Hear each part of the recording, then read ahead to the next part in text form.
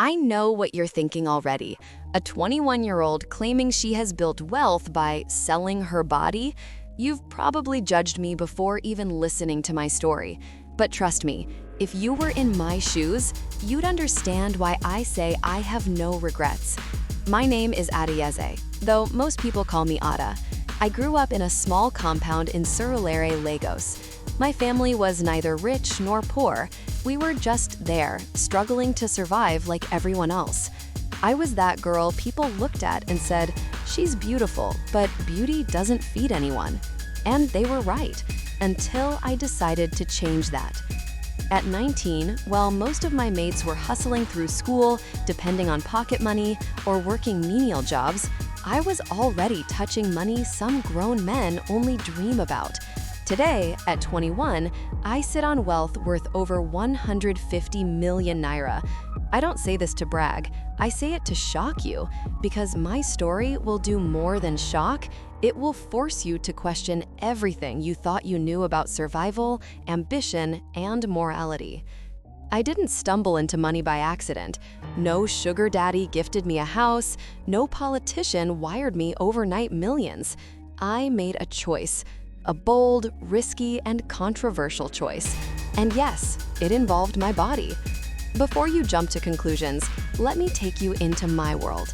Picture this, a teenager with barely enough money to pay school fees, watching her friends flaunt the latest iPhones, Brazilian wigs, and luxury vacations.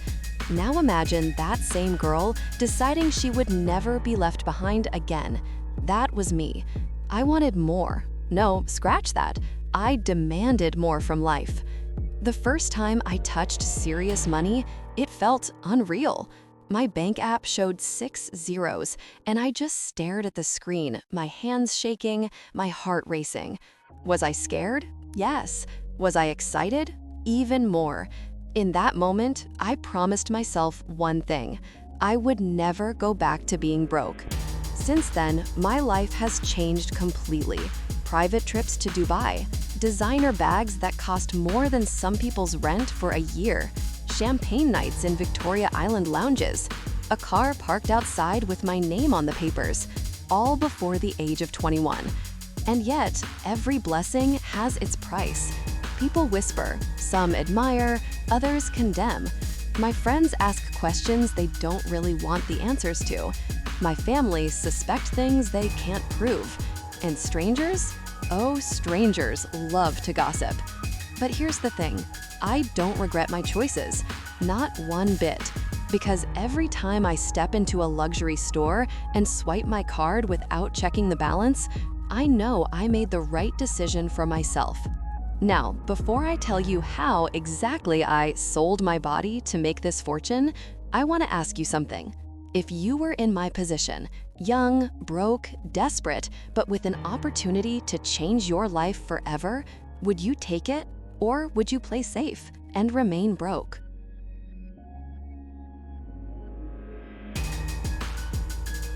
The first time I walked into a luxury boutique in Lekki, I almost felt like an intruder. The floors shone so brightly I could see my reflection, and the air smelled like wealth itself. Rows of designer handbags lined the shelves, their price tags mocking me with numbers I used to think only existed in movies. But that day was different. I wasn't the broke teenager window shopping with wishful eyes. No, that day I had money, real money, enough to buy 3 of those bags without blinking. When the sales attendant asked me, "Madam, cash or card?" I smiled, swiped my card, and watched her expression change. Respect. That's what I saw in her eyes. Suddenly, I wasn't just another young girl in Lagos. I was a girl who could afford what others only dreamed of. That's when it hit me. Money changes everything. People no longer question your age when you step out of a brand new Mercedes. They don't look down on you when you walk into a restaurant and order the most expensive wine. They don't laugh at your struggles because they no longer see you as struggling. At 21, I was already living the kind of life many people chase into their 40s. Trips to Ghana and South Africa just to cool off. 5-star hotels where the sheets smelled of luxury and freedom. Nights at exclusive parties where the guest list included celebrities, politicians, and businessmen who looked at me with curiosity and envy.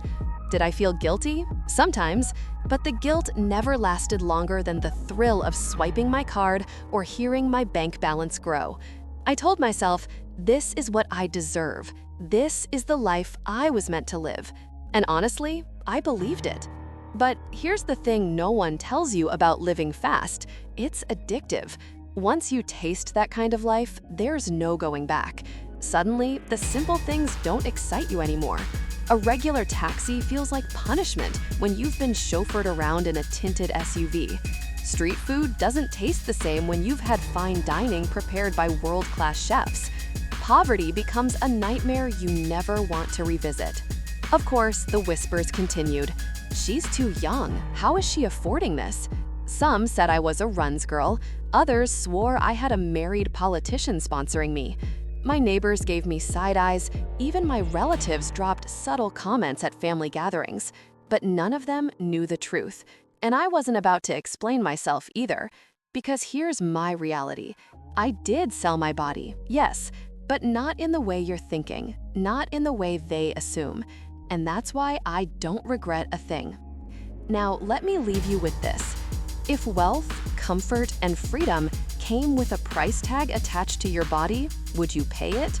Or would you choose to stay poor but morally clean?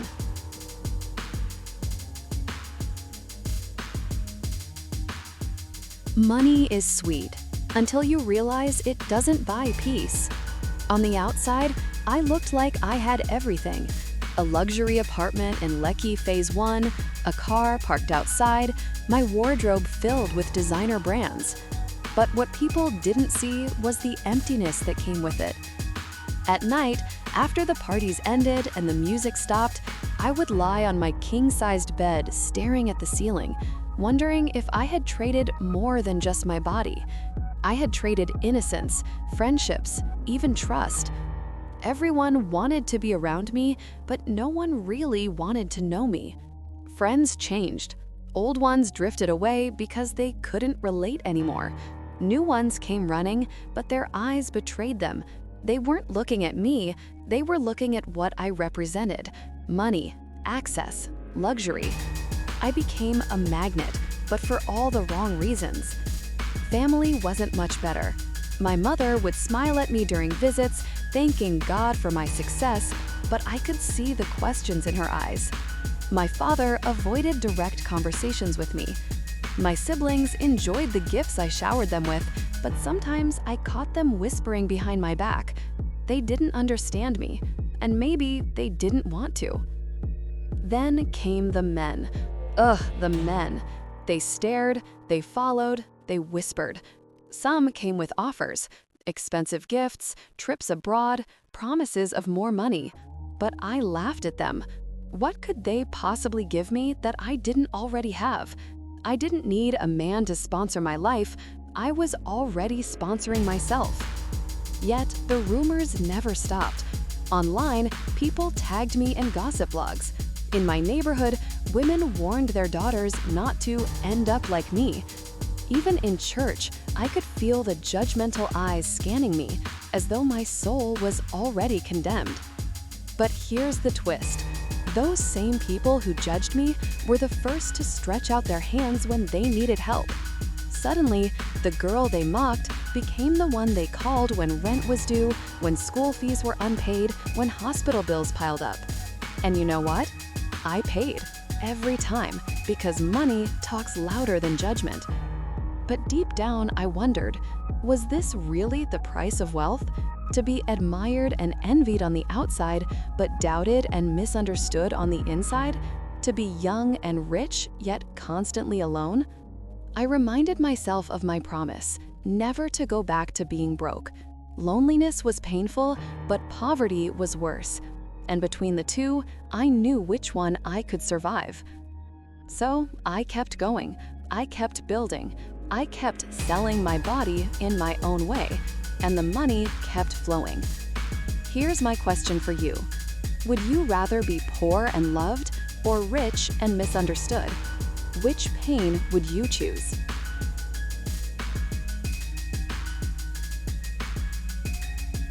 At first, I tried to live quietly. A nice apartment, a good car, a few expensive clothes, nothing too loud. But money has a way of shining through, no matter how hard you try to hide it. The day I posted my first luxury vacation picture on Instagram, everything changed. It was a simple photo, me sipping wine on a balcony in Cape Town, the ocean glistening behind me.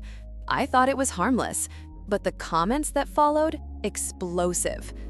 Ada, you are really a classic babe now. From Cerulare to Cape Town, which politician is sponsoring you? I laughed when I read them, but inside I felt the pressure. It wasn't enough to just be wealthy anymore. The world demanded an explanation, and since I wasn't giving one, they created their own. Every move I made became a topic of debate.